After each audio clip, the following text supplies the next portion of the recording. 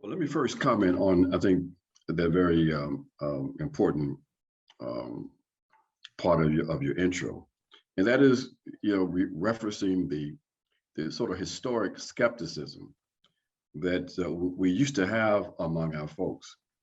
That even when we might not have known all of the details of an international conflict, when we started to engage that issue, one of the first questions that many of us would ask, including my parents and uncles and aunts, would be, what side was the U.S. supporting?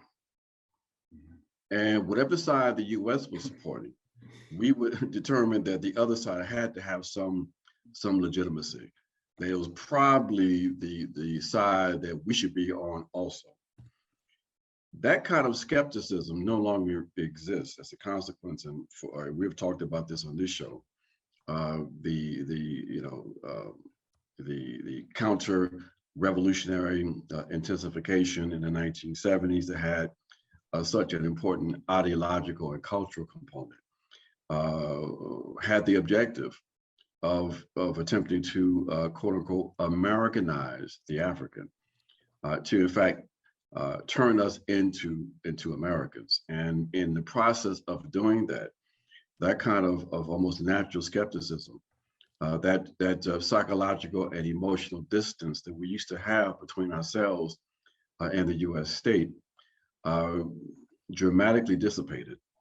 And with the ascendancy of Barack Obama, that represented almost the culmination of that process of Americanization and the complete elimination of that distance between ourselves and the U.S. state. We basically embraced the U.S. state, the perspectives of the U.S. state. The enemies of the U.S. state became our enemies. And that process, unfortunately, continues. Now, it's not universal. There's still critical thinkers, there's still some skepticism. But, we have to struggle with the fact that the absence of skepticism and the reality of a population, both Africans in the U.S. and the U.S. public in general, are subjected to some of the most intense propaganda on the planet. It's really amazing that we don't have examples of more reactionary thinking in the U.S. because the propaganda, the disinformation, if you will, is absolutely relentless. So what we have with Ukraine and why we need to unpackage it and understand the connection between what is unfolding in Ukraine and ourselves. And I wrote a piece on this called "What Does Ukraine Have to Do with Black Folks?" that people might want to check out at blackagendareport.com. We first have to recognize that we are up against, in the U.S., a system that cannot be disconnected from the global system because it's one system. It is one capitalist system, is a world system that has particular kinds of manifestations in different national contexts. In the US, we deal with the specific context of the US, the fact that the US is a settler colonial project with a settler colonial state. It represents the first republic ever constructed on the basis of race and white supremacy. And so the consequence of that reality and the reality of our relationship as an African people to that U.S. state, it shapes how our experiences what kinds of experiences we've had over the last few hundred years in this country. So the white supremacist police forces, the economic deprivation, the need for migration out of the South to the North in order to get jobs. All of these are representative of the specific context that we've had to deal with. That specific context, though, cannot be transformed without transforming the entire system, the entire world system. So when we see in Ukraine, for example, that the same protagonists that we are struggling against in the US the U.S. state, is involved in an activity in Ukraine, attempting to try to impose its will, not only in Ukraine, but in Western Europe, we have to try to understand why that's the case and understand what kind of impact it will have for us if they're successful. For us, as we are grappling with the internal contradictions of an economic system that no longer functions correctly, that has resulted in our economic deprivation, we have to understand that if that system is further strengthened by the successful ability of the U.S. to impose itself on Western Europe and control Western European markets, all that does is further enhances the ability of that same system to exploit and to oppress us in the U.S. Therefore, we have to have an understanding of what's happening in Ukraine and understand those connections. We can't be something about this is white folks' business that has nothing to do with us.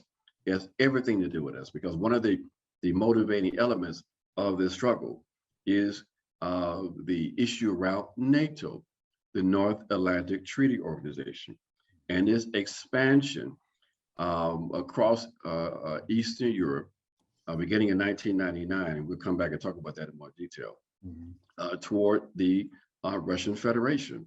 And that was the issue that the Russian Federation decided they had to draw a line on when it became clear that there was a good possibility that Ukraine was going to be brought into this military alliance, the largest military alliance on the planet.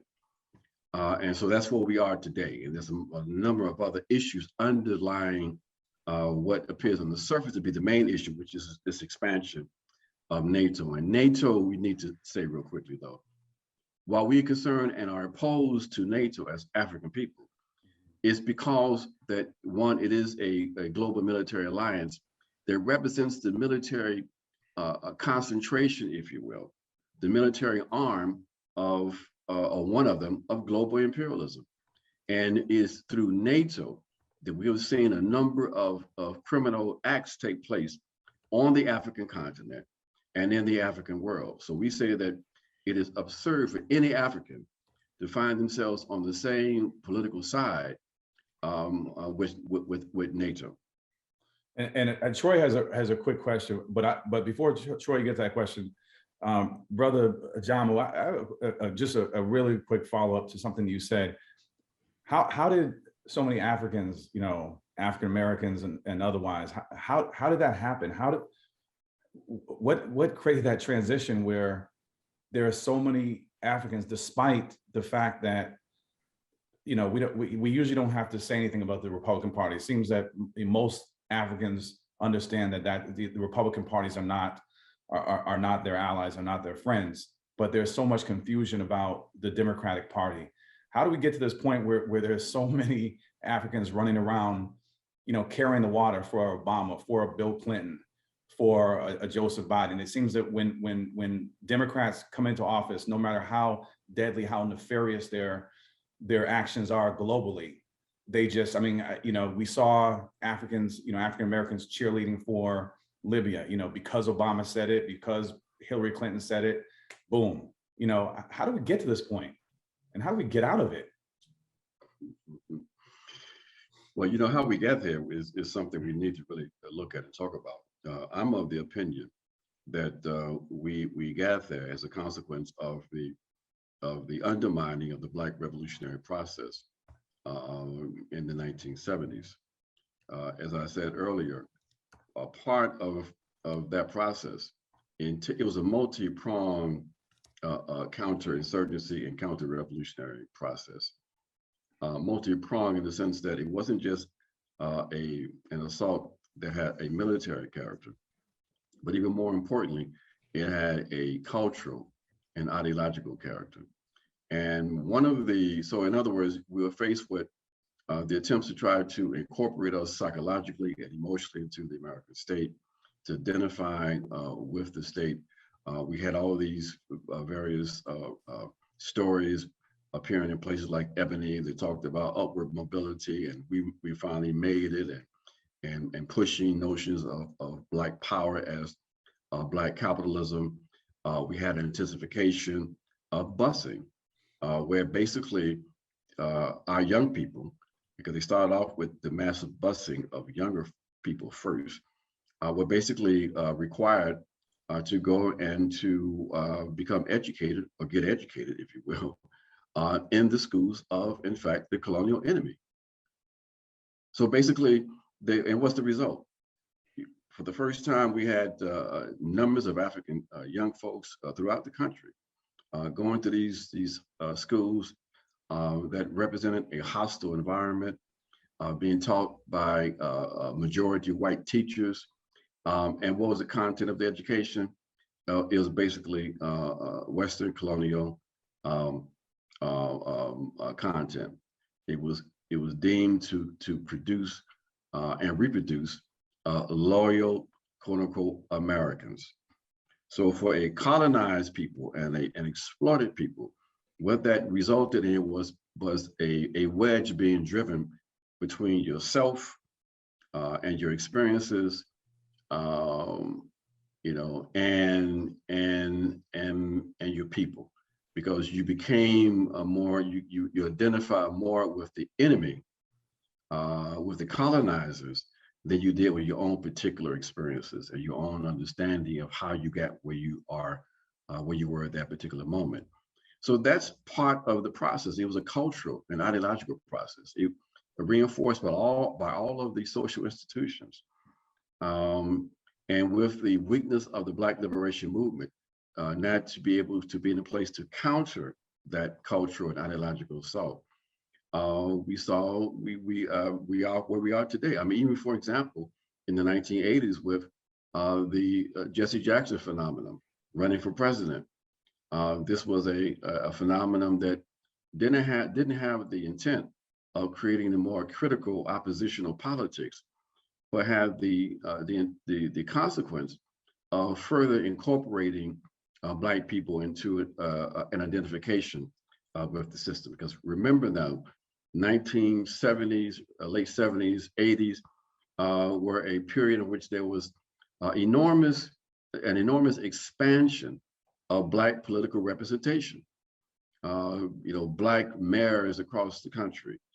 And so this ideal that one, we can change conditions through the electoral process, and two, that reform was in fact possible and in fact maybe even desirable, because we are all just Americans trying to build a better union. All of these ideas took hold. So, you know, this is the quick and dirty of what is a very complex, I think, and complicated process. But, you know, part of what colonialists do, especially in a situation where they have to still deal with the colonized, when they haven't really exterminated the colonized, is basically to ensure that no oppositional forces would emerge among the colonized. And they've been quite successful, unfortunately, over the years. How we come out of that? We got to build alternative of structures, institutions. We have to take advantage of what has emerged, in my opinion, as a real critical segment of our population, in particular, you know, younger folks, younger meaning people under 30. The whole, what's that, Gen Z phenomenon, where it's quite clear that to them, that the American dream, the so-called American dream, which was always an illusion, and capitalism is not working in their benefit. So there's a critical perspective developing regarding the very cornerstone of this society, this system, which is the legitimation of capitalism. So, you know, these kinds of I think developments are suggesting to us that we can in fact turn a corner and build a more militant or radical opposition, if you will, in this country, at least among African people and other colonized folks who are beginning to reassess their relationship to the settler colonial state and to capitalism and imperialism in general. Fortunately, there's a lot of Black people that are not just accepting the corporate media narrative, and you're questioning the narrative that Ukraine is just full of peace-loving, people that are treating everybody with respect. Are there neo-Nazis in Ukraine? And if so, how'd they get there? Well, very good question, because part of the legitimation process for supporting the aggressive policies on the part of the U.S. was to try to construct Ukraine in these angelic sort of terms, that they are in fact the innocents, and to counter the Putin, well, I call it the Putin position, even though it's not really his position. It's sort of a reflection of objective political reality.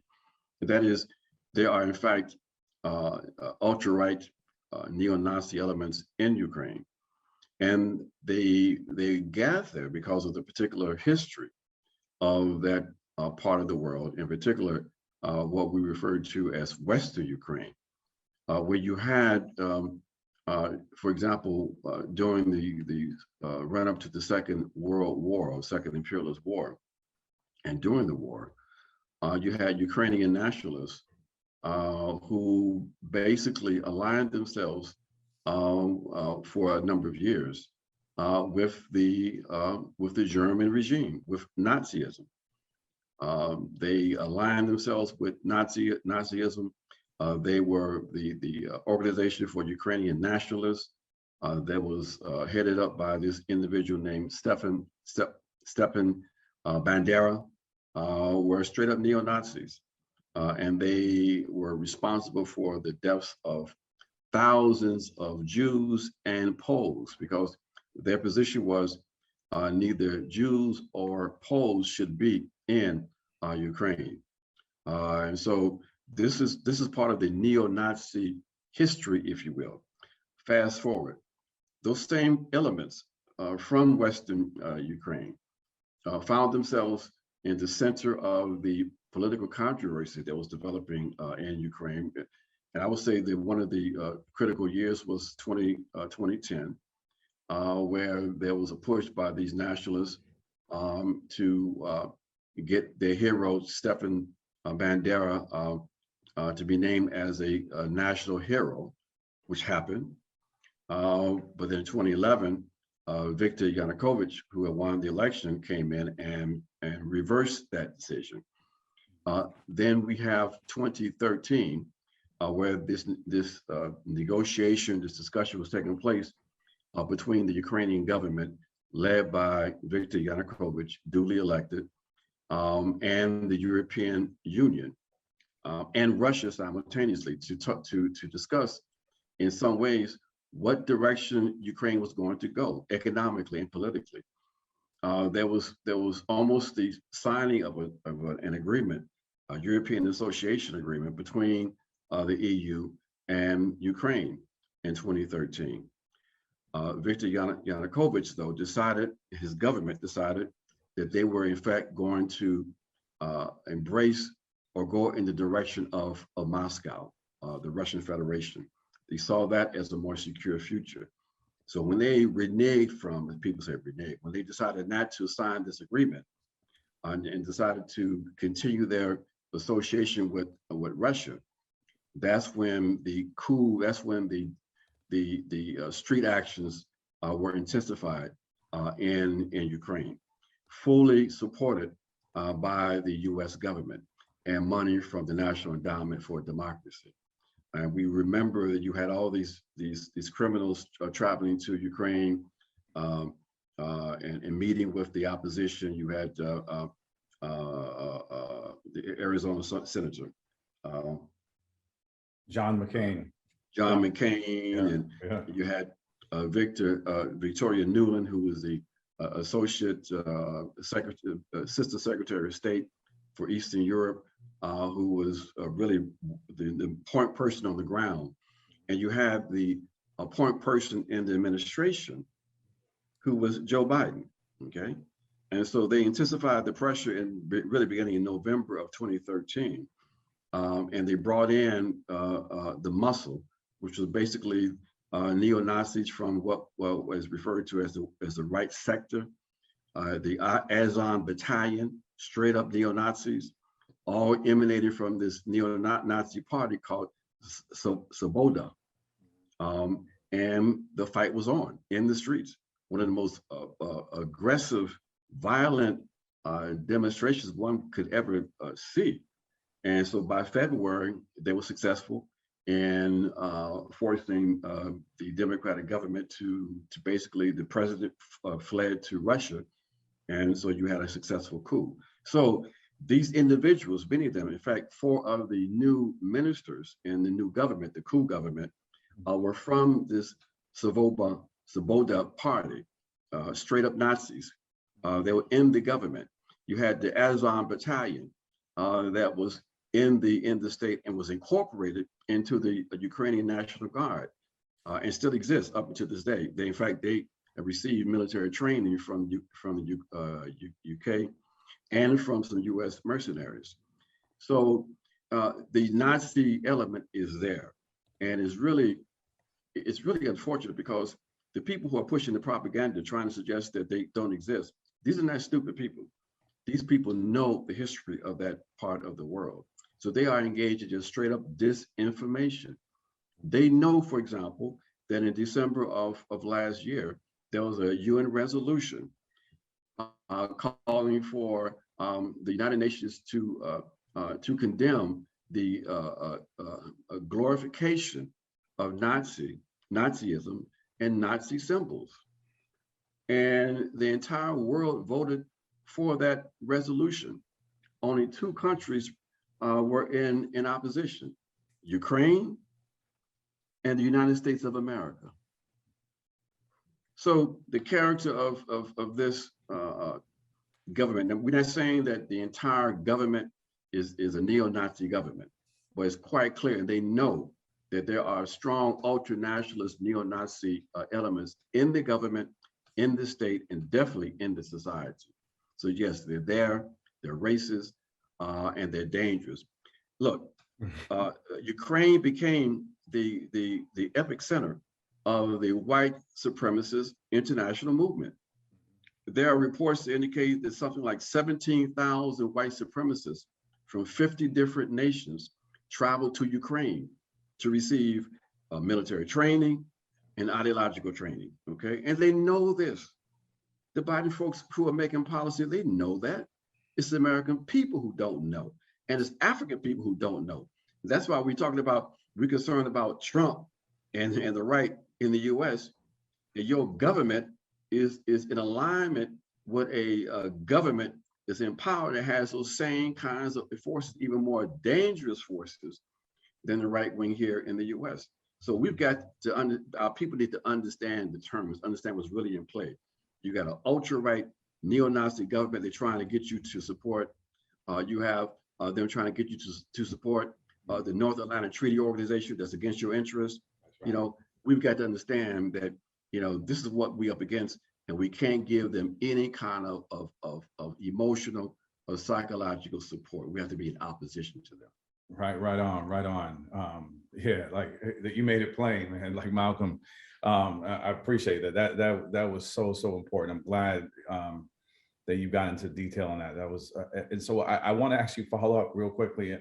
Can you talk to us about, because there's all these, you know, you saw it was, and I'll say, I'll digress a bit. It was, I just because I'm a independent journalist, I had to put myself through that torture last night of watching that State of the Union. It was tough. I mean, they rolled this guy out weekend at Bernie's. I mean, it was tough, and everyone was following the script. I mean, when he started talking, you know, they had the Ukrainian ambassador to the U.S. and everyone's wearing the Ukrainian lapels, and they had the scarves draped on them, and everyone's standing up, you know, as soon as he starts talking about it. So we have all this, you know, obviously from well-paid government officials, you know, they're following the script, they're getting paid for it. But we have, as you said, Africans and Americans in general, just have these idiotic memes, pray for Ukraine.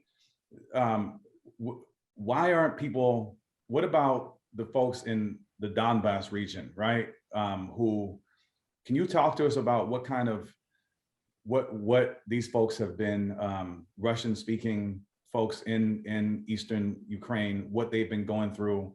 My understanding is that there are thousands of them that have been killed in fighting since 2014.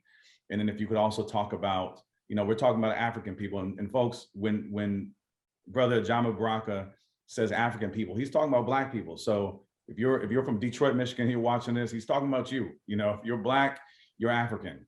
Hopefully you know this, but just in case, that's who he's talking about, Black people writ large. So, and when you talk about that, can you talk about the treatment? We now see the images coming out of African people being, whether they're from Jamaica or parts of the continent, just being ripped off of the trains, thrown off the trains. No, nigga, you're not getting on the train. No, this is reserved for white Ukrainian nationals, which right then and there, those images alone should wake any African up that had been supporting this, to say, what the living F what's going on?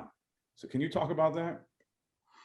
No, those images were so incredibly important, because what they did, they exposed the true nature of that regime and the racial attitudes of people in that part of the world. I mean, that's not saying everybody in Eastern Europe are white supremacists, but there's a very pronounced white supremacist tendency in that part of the world, and in particular, as I said a moment ago, in Ukraine, that has become the epicenter for the white supremacist movement. And those images were important, because those images and the exposure of the incredible Eurocentrism coming out of this crisis should be enough, and I think it would be enough, for people to begin to reclaim their critical faculties when it comes to U.S. policies. That this notion of these simplistic binaries between good and bad, innocent, evil, and that the U.S. is on the side of the angels has to be countered, because in that you find yourself chasing ghosts and being on the same side with your oppressors. So yes, this is actually what happened also too with the people of Donbass. This kind of tendency to dehumanize people and to degrade them. When the coup occurred in February of 2014, the people in the eastern part of the country that had voted heavily for Viktor Yanukovych, their president, and so when he was overthrown in this anti-democratic coup, they said, we're not going to support this government. This government for us is illegitimate. We voted for the president. Why do we need to pledge loyalty to you all? Now, this is the part of the country, folks, that these are Ukrainians, okay? Many of them don't happen to speak as a first language Russian, but they've been there, for decades, sometimes centuries, all right? So what was the response from the right-wing coup government in Ukraine? Well, they said these folks are basically domestic terrorists. And so the people in the Ukrainians in Eastern Ukraine said, look, we can identify with this government. This government has basically delegitimized itself. You all are talking about eliminating Russia as an official language. You are attacking textbooks that have a honest and fair depiction of the role of Russia and the Soviet Union during the Second World War. You are attacking our people in parts of Western Ukraine. We don't want to associate. Therefore, we are declaring ourselves independent. So you had the People's Republic of Donetsk and the People's Republic of Luhansk that were established in what is referred to as the Donbass region, okay? So what was the response from the coup government? They decided to engage in an anti-terrorist action against their own people. and they attacked the Donbass. Luckily, the people of the Donbass were able to resist, and they fought them to a standstill.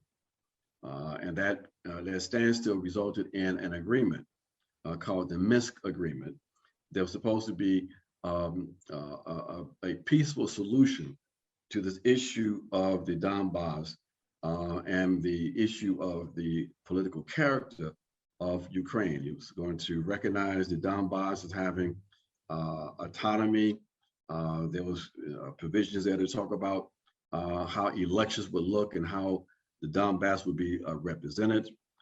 So there was a possibility of that being a possible peaceful solution. It drew a line of demarcation between Ukrainian proper and the Donbass. And on that contact line, as it referred to it, you had Ukrainian soldiers on one side and you had the people's militias on the other. And they brought in the Organization for Security and Cooperation in Europe to monitor the ceasefire, because there was a ceasefire involved in it also. Well, that ceasefire resulted in continued violations, shellings from the Ukrainian side over to the Donbass side. The result was that basically between the war and those violations of the ceasefire, over 13,000 people have died in the regions, okay? So this is the reality that we have to deal with and put into play when we talk about the security issues in Ukraine and how this Ukrainian regime relates to people. So this crime of attacking their own citizens, we need to remember that was the supposed crime that President Assad committed in Syria. Right. He attacked his own people, okay?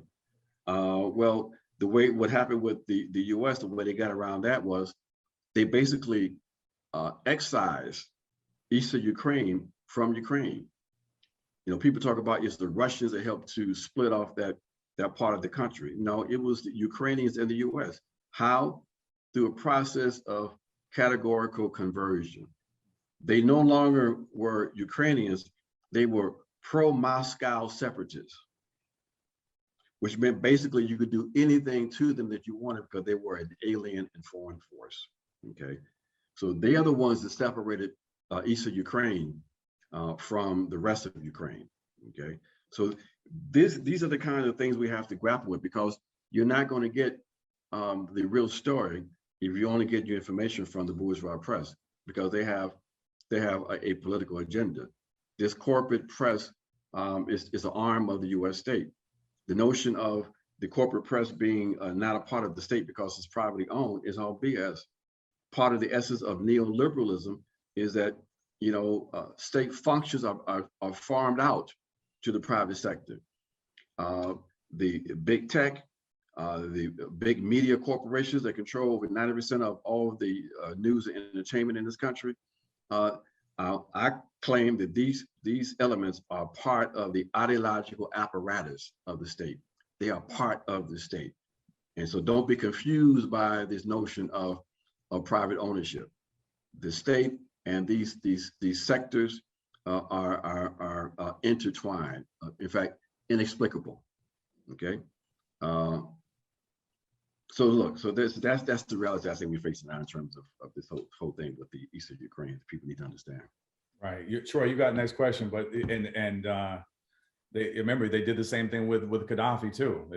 They said you know, Obama came out and said he's about to we have, you know, evidence or we have intelligence that suggests that he's about to start attacking his own people. Not that he's attacking his own people. And Gaddafi, as you remember, he had been warning the world, saying my country is getting overrun by Al Qaeda. They're infiltrating. I mean, he had been telling the world this. Everyone thought was, you know, the corporate media tried to make him out to be a loon.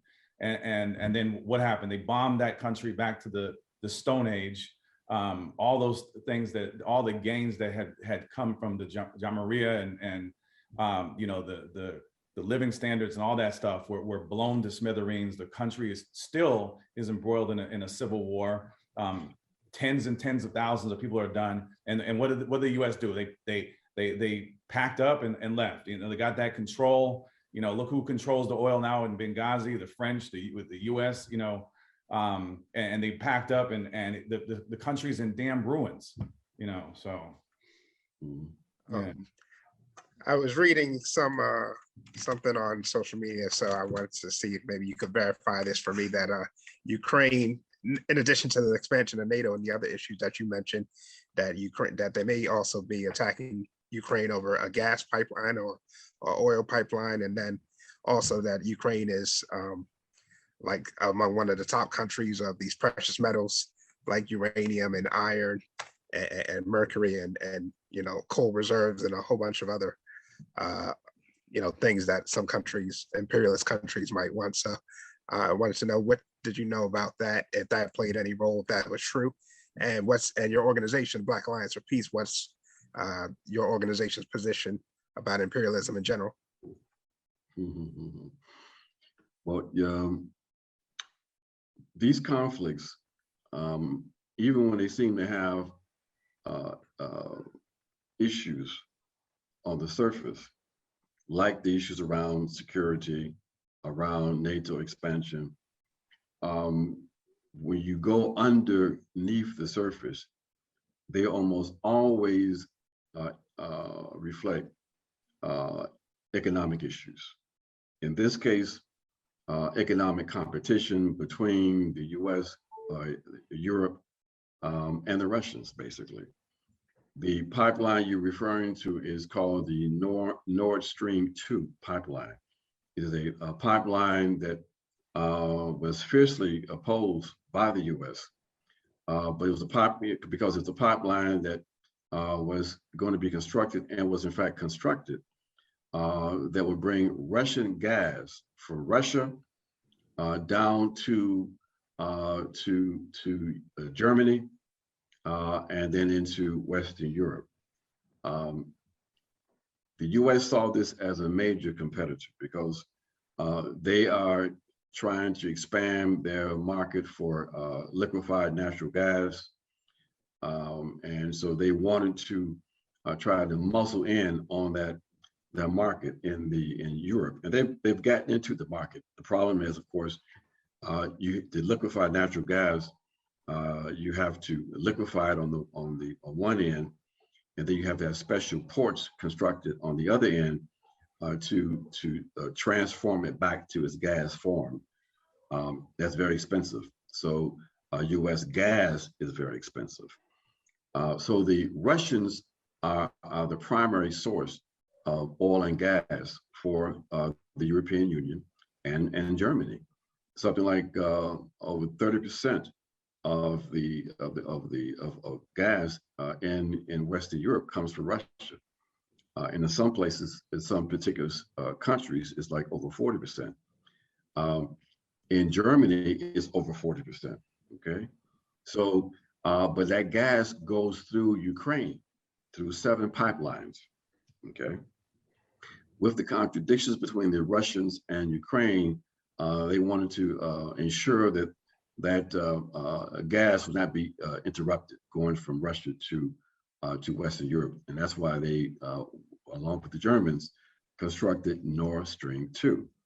Well, part of what the US wanted to do with this current crisis was to try to make sure that Nord Stream 2 was never brought online, that it would never be allowed to ship gas from Russia to Western Europe.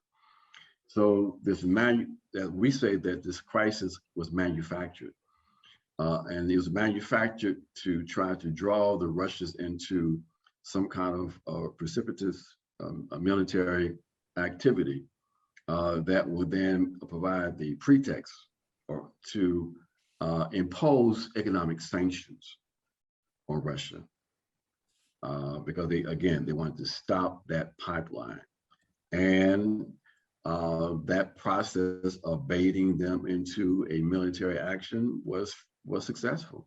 And what was the first things that the US did, along with the Germans? They said Nord Stream 2 would not be operational at this point. Okay, so yes, it's about the Benjamins. It's about the money.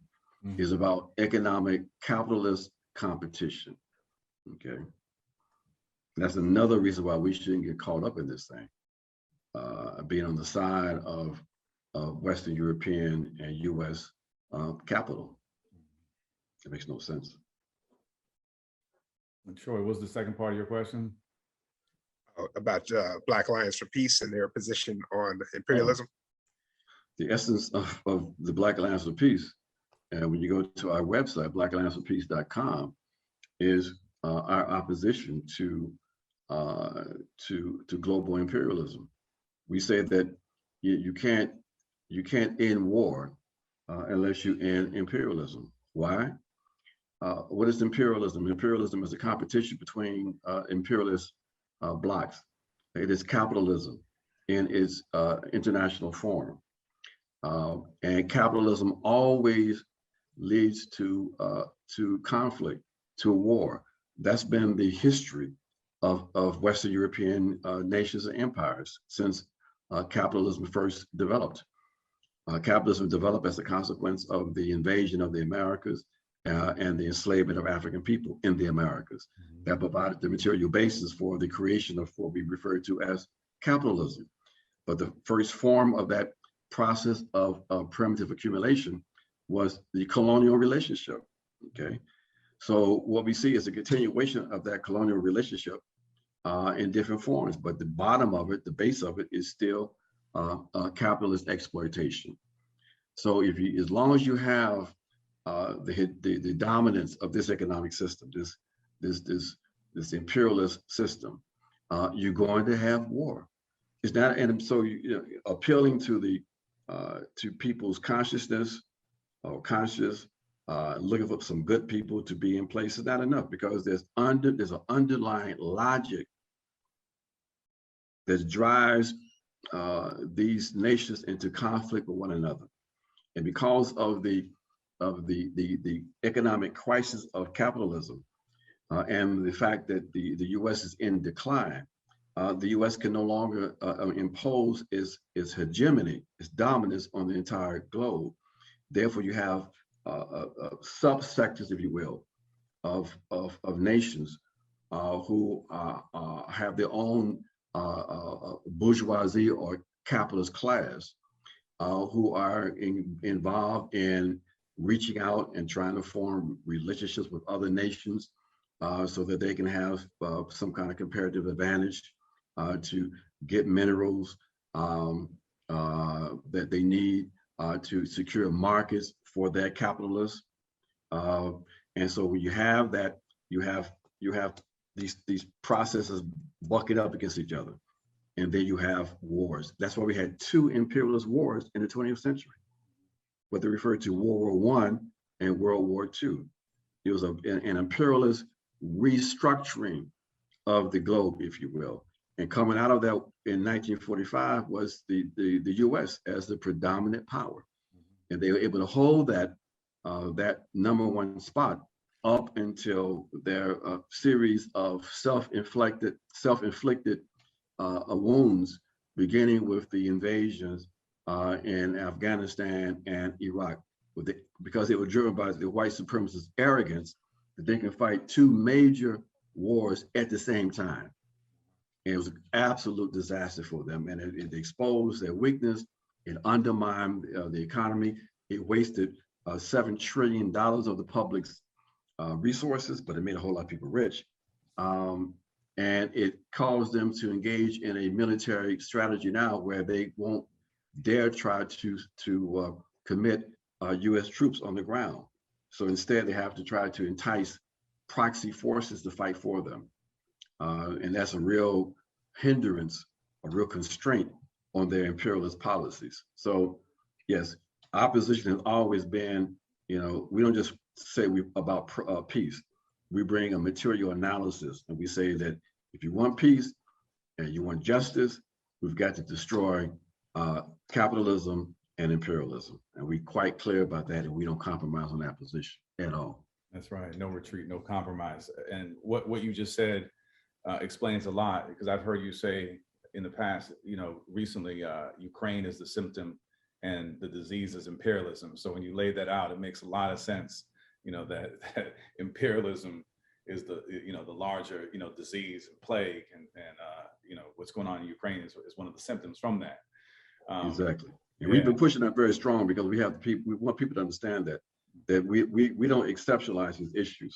So we start with Ukraine, but we want to bring people's attention back to the ongoing structural issue of contradiction represented by imperialism. And we're quite clear about that. Right on.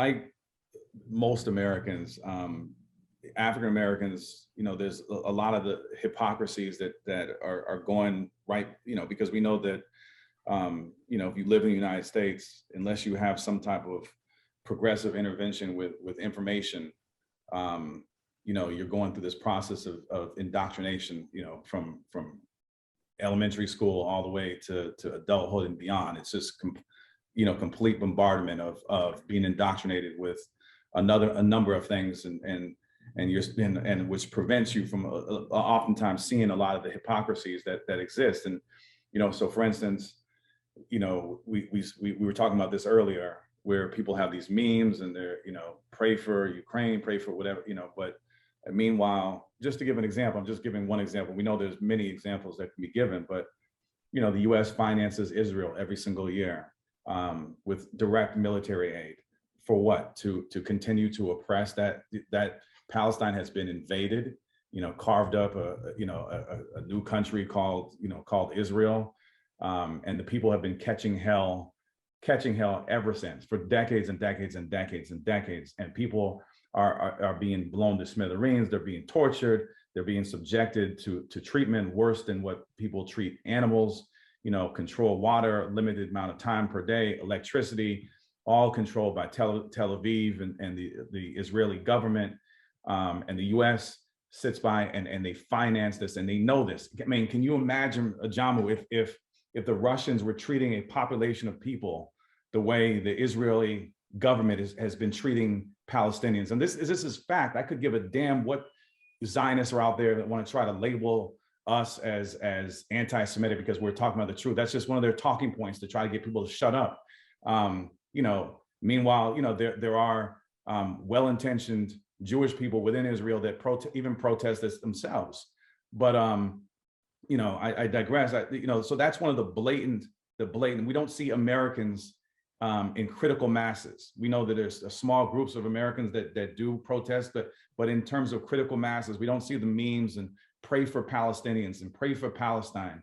And so I wanted to ask you, what should be the objective of the Black left in regard to this, and calling out these hypocrisies to try to kind of elevate the specter of consciousness amongst our people to understand, like, these things are going on right now. This is what's going on, brother. This is what's going on, sister. This is the situation in Palestine. This is the situation in Libya. This is the situation in Yemen and Somalia. This is going on right now. I mean, shit. This is the situation in Haiti.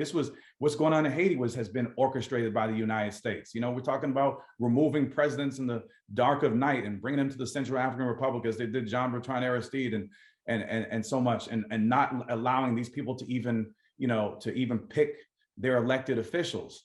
I mean, this has been orchestrated by the Clintons and the Bushes and the U.S. government writ large.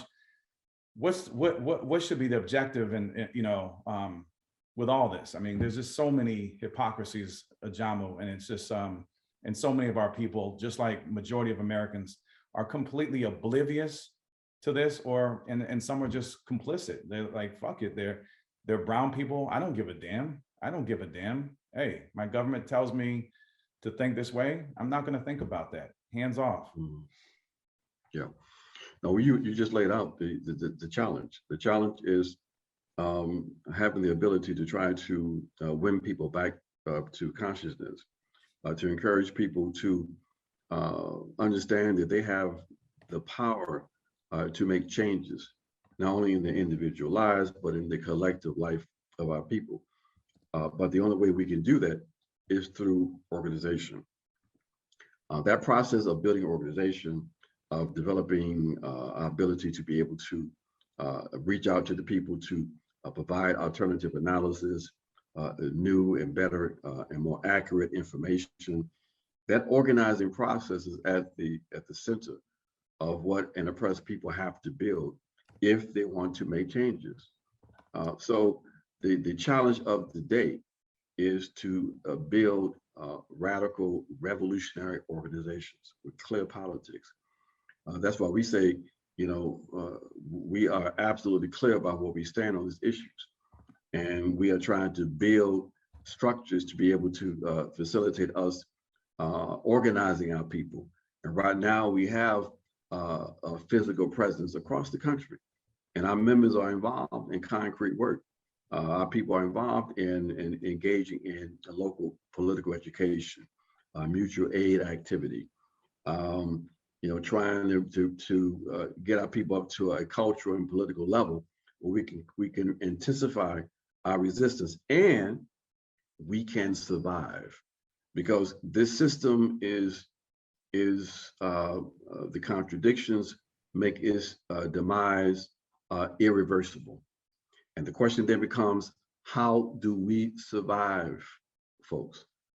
And the only way we survive is through organization.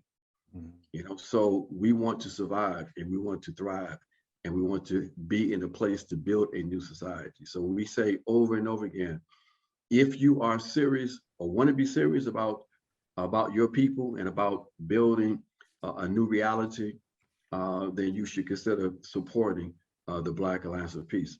Our tagline is that the Black Alliance of Peace is a people-centered human rights project opposed to war, repression, and imperialism.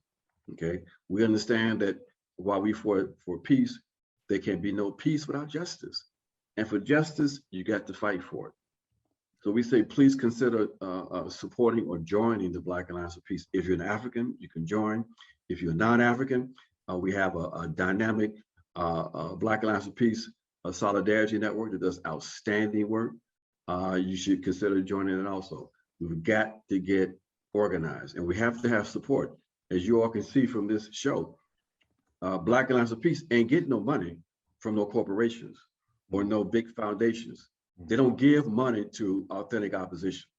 So we go hat in hand to the people, asking the people for support for the work that we're trying to do. So please consider that also. Speaking of peace, what is the connection between the American police system and the military? And how is that important for Black people to understand? I'm glad you raised that question, because one of the essence of our work is in fact making that connection between the military abroad from the US that's engaged in repression and war through the US's more than 800 bases around the world, and the domestic army that we refer to as the police. Both have the same mission: to control and to contain populations. So we say you got to make those connections. You can't talk about police reform in the US and not understanding that, again, you're part of a system and that the army is involved in securing markets and resources for the capitalists abroad, okay? The army in the US is there to control labor and to control our communities so they can extract value from us, from our labor. It's all part of the same system. So we say you got to understand the local to the global. If you're really going to want to be a real radical, you can't be confused by that. You can't be confused by efforts that we try to engage in to build coalitions with other exploited and colonized people. Don't be confused by all this stuff about, we are more concerned about the alleged racism among the colonized than we are coming from the colonialists, okay? Now, other people may have some issues with race, that's fine. If there's a common ground for us to build a coalition against the primary enemy, then, we do that. We don't engage in all these torturous conversations with all these folks about their anti-Blackness and all that kind of stuff. We're not concerned with that. We're not concerned with what's in people's heads. What do you do politically? What are you doing concretely? Okay, if you're ready to get down with us, then you can be down with us, okay? And we can be dealing with some other issues as we go along. But we're not gonna get caught up in that abstract academic BS with all these BS conversations with other colonized people. We've got to fight If you're ready to fight with us, then hey, let's join forces. That's our position. Right on, right on, right on. My last question, I appreciate it. My last question is, I think you know, kind of largely just kind of answered it. I was going to ask you about why must Africans continue to focus on Western imperialism, but I wanted to follow, you know, because we look at the history of the United States. You know, you said it many, many times. I've heard you say it many times. Refer to the United States accurately as a white settler colonial state, which it is, you know, since 1776. And before that, when European invaders came in and ripped the land away from indigenous people and brought in, you know, the African workforce, you know, the enslaved, you know, the Africans that they enslaved. But out of, if we just want to look at 1776 to present day, that's 222 years out of its 239, you know, some odd years of existence, that this country's government has been engaged in some type of military aggression, some type of conflict.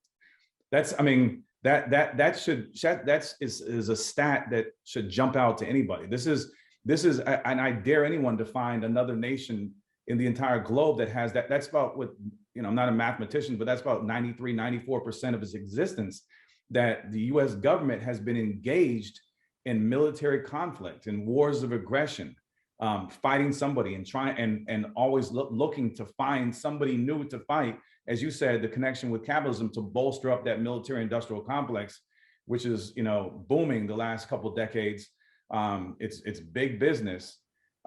So how do we, you know, I think, you know, looking at that, how do we as Africans, you know, focus on Western imperialism and because Black Alliance for Peace, you know, and I'll say I'm a member of Black Alliance for Peace. So when you say we fight, that's so important. And they're not, you know, the US government doesn't focus on peace, doesn't focus on diplomacy, doesn't focus on organizing our people. And I think it's so important that, you know, that when you said what you just said and talked about the aim of Black Alliance for Peace. So my last question, you know, if you can touch on the other stuff, is also to finish up by letting folks know where they can get in contact with representatives from Black Alliance for Peace to learn more, and then to hopefully take that step into Black Alliance for Peace, to be surrounded and infiltrated with other like minds of African people who are fighting and organizing